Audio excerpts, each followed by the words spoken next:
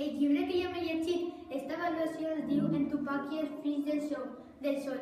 La seva editorial és Brunyo i el seu escriptor ho ha escrit Miquel Rayo. I ara us vaig a contar de què tracta el llibre.